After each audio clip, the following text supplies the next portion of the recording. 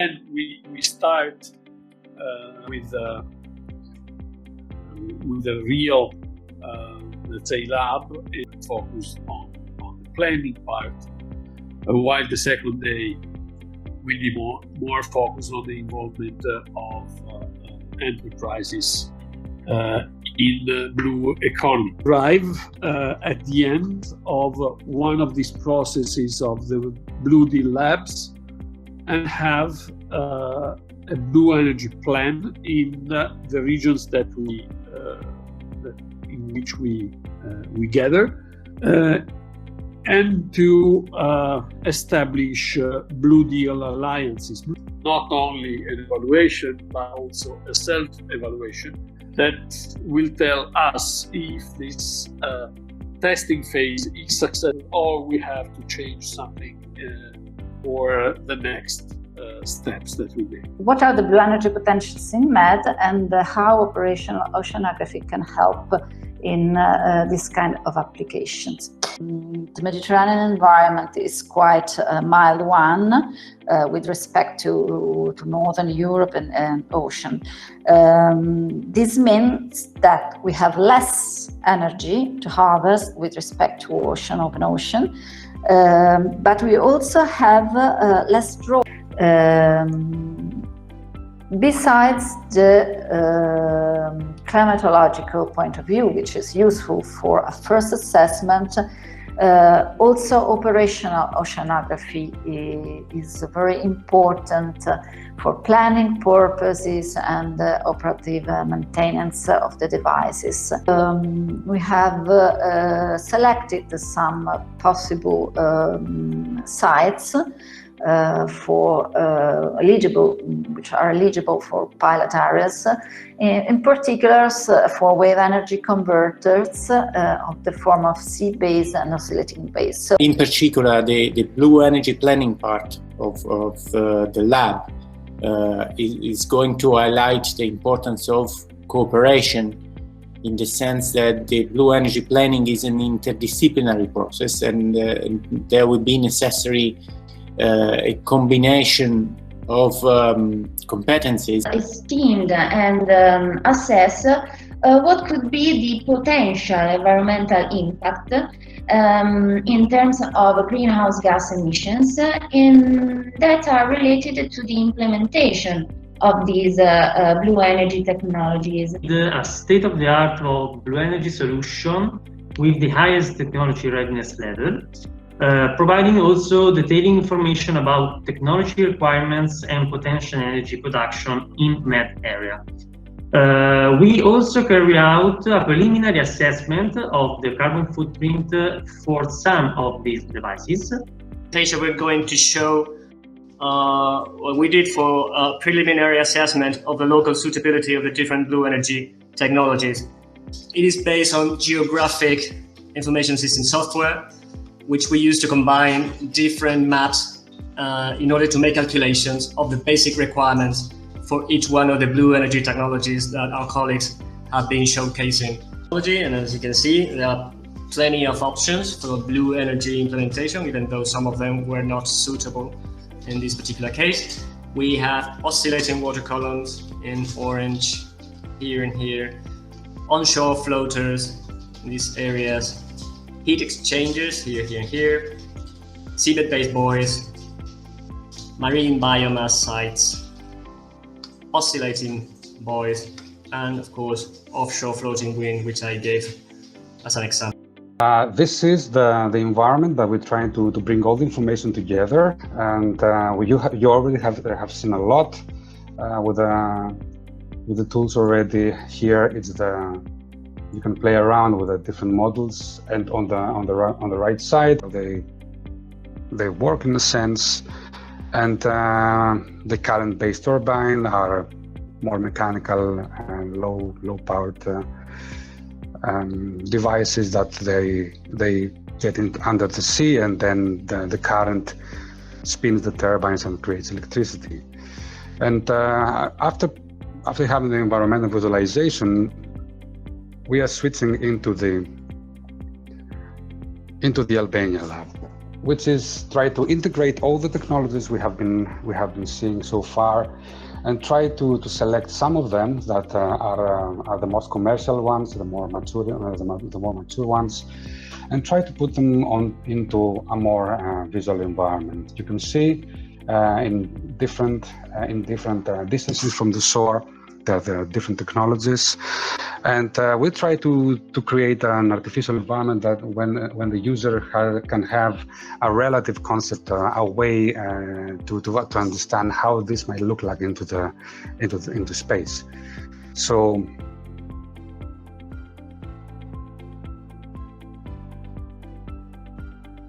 the wind turbines, exactly where they have been located from U-Space. This is a 35 kilometers distance, so this is just for you to have an idea how far they could be from the shore. We're talking about 26 to 33 turbines. For our model, I think we have integrated 30 turbines, so you can have an idea how it might look as a wind park, as a windmill park. The distance between them is more than a kilometer. So this entire infrastructure is almost 35 kilometers. But let's go to something that is closer. This is the city of Durres. It's the 3D model, a full 3D model of the city. And now we are going to have, we're going to see where the seabed buoys can be placed. It's really close. This is 1.2 kilometers, I think. So we try to bring it as close as possible to the shore in a scenario that how it might look from the city. And those are 20 or... These numbers are, in reality, they are going to be under discussion with all the stakeholders in the area, whether the distance from shore should be 5 kilometers or less, whether the distances from marine traffic corridors should be 5 kilometers or less. Load factor of wave energy converters for Albania coast is quite low. This is due to the fact that the Mediterranean Sea is close sea by itself, but even more when it comes to the Albania, it's getting even more, let's say, closer. Unexpected, since the wind turbines are already on the commercial level, and now the only thing that we need to prevail is how to make these on floating structures due to the bathymetry requirement. Even offshore on this second picture, and even though their production is not that big, they can significantly influence the dynamic of the system and the stability of the system, and increase the export and simultaneously reduce the need for import. Here, Andy already has a high share of renewable energy sources, which complicates the integration of low energy sources. And this is due to the fact that I already explained that they're gonna have problems with the system stability. Greatest potential is, of course, observed for the offshore wind. And to harness wave energy potential, development of dedicated devices is applicable for lower wave heights is absolutely. That when we do an environmental impact assessment, it helps to look at it through the prism of this following equation, i.e. sources, pathway, and receptor, i.e. what is the source of the environmental impact, what is the pathway, how does it get there, and what is actually affected. So arising due to actual energy extraction, the mere presence of the device or array of devices, and the use of ships or vessels for maintenance activities. And we also, as part of the environmental impact assessment report, believe it or not, have to also consider decommissioning, so the end of the project, where effects can arise due to the removal of the structure, the use of ships and vessels to remove this structure, and the actual disposal of this. The types of possible effects that you can result include static and dynamic effects, just from the presence of the device, chemical effects, for example, from using anti-fouling and other types of coatings to maintain the device in what are actually quite difficult conditions. The marine environment is quite a difficult environment. Acoustic effects, so from the underwater noise from the device, if we are talking about an underwater device, or if we are talking, I would like to end on this note with just highlighting a few challenges in assessing environmental effects of blue energy. So often the environment suitable for marine energy technologies are not well known, actually. So there are gaps in biodiversity, in the noise footprint in general, ecological functionalities of many ecosystems and habitats. Collecting data in these areas is quite difficult because the environment is rough. As highlighted previously, you need to have frequent and long-term monitoring in order to really understand what the baseline is, in order to tease out what the actual environmental effects are.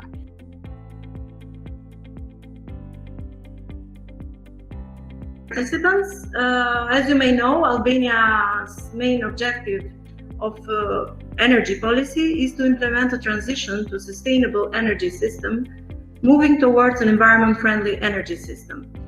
And the Albanian government is trying to elaborate a rational policy considering energy efficiency and renewable energy together, because they both seek to reduce the need for conventional commercial fuels, and they both address environmental concerns.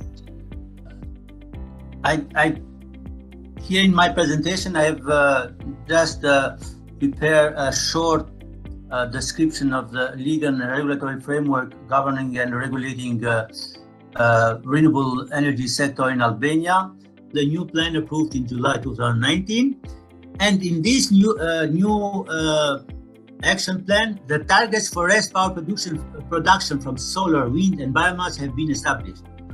So, as you may see, there is no any national target for the construction of marine energy power plants that would benefit from these supporting measures. Consulting. What I will present today for Durres is just a screening situation in energy work which has been done with UNDP 4 years ago.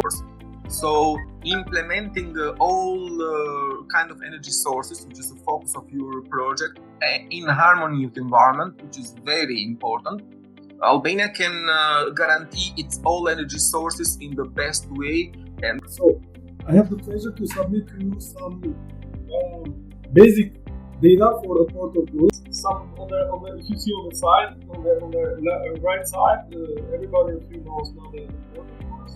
So the Port of Durres has a water area of something like 67 hectares, a land area within its territory of some 80 hectares.